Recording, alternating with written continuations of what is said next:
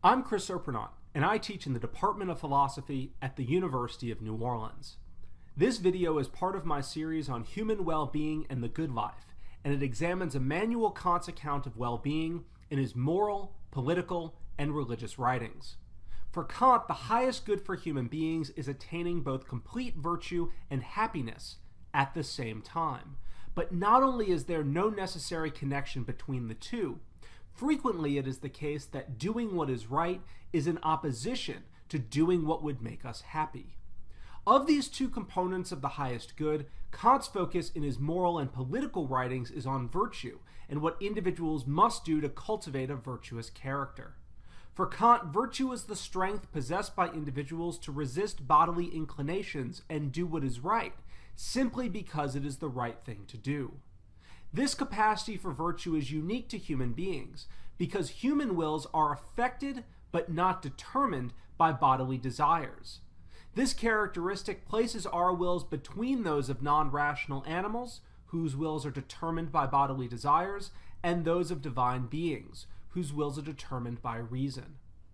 Kant claims that the true vocation of human reason is not to help us to become happy, but rather to make us worthy of happiness by assisting us in becoming virtuous. Kant closely associates morality, reason, and freedom. One necessary condition of morally praiseworthy actions is that they are performed freely. But here, Kant's understanding of freedom may be a bit different than what we are used to. An individual's action is free if his own reason generated the maxim or principle from which that action was performed. That means that if an individual was motivated by a bodily desire, like hunger or lust, or if he was coerced or habituated into adopting certain principles, then his actions are not free and he would not be morally praiseworthy, even if he did the right thing. But to be morally praiseworthy, it is not enough simply to adopt principles of action freely. They must be the right principles, or ones that are consistent with the moral law. Kant connects the moral law directly with reason as well, and he argues that reason dictates that individuals should, quote, act only in accordance with that maxim which you can at the same time will that it can become a universal law.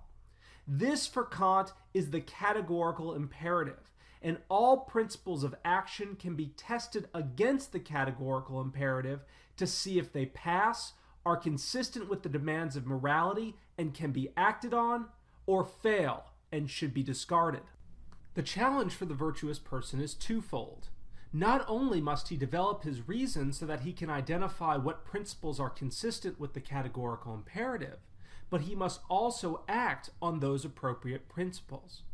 Kant claims that this development of reason comes about through education, and as a result can occur only for an individual who is a member of a civil community. Living in civil society has the added benefit of helping to secure the external conditions necessary for an individual to become virtuous. An individual who lives in constant fear of sudden and violent death, or is starving and does not know where his next meal will come from, cannot act virtuously because he lacks the necessary degree of external freedom.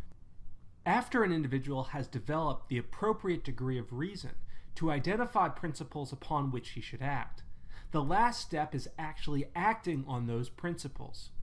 Here, Kant introduces the concept of self-respect, argues that the motivation to act appropriately must be internal, and claims that the greatest punishment for bad behavior is that an individual feels worthless and contemptible in his own eyes. The virtuous person, therefore, possesses the strength and self-respect to not give in to bodily inclinations, adopts good principles of action freely, and then acts on these good principles. But virtue is only half of the highest good. The other half is happiness, and Kant's religious writings give us insight into how he believes an individual can hope to become both virtuous and happy, even though it appears as if these two ends are in tension. His solution is that attaining the highest good is possible only if there is a supreme creator who is able to guarantee the coexistence of virtue and happiness. Since we ought to realize the highest good, that we ought to realize it implies that we can realize it, and that we can realize it is possible only if God exists and can unite virtue and happiness, it is reasonable to have faith in the existence of a supreme creator. Whether or not we buy Kant's argument for how virtue and happiness get united, his understanding of the highest good for human beings is connected to our nature of being both rational and sensible. Reason, which is developed by living in civil society, allows us both to generate the moral law and to determine which principles of action are consistent with it.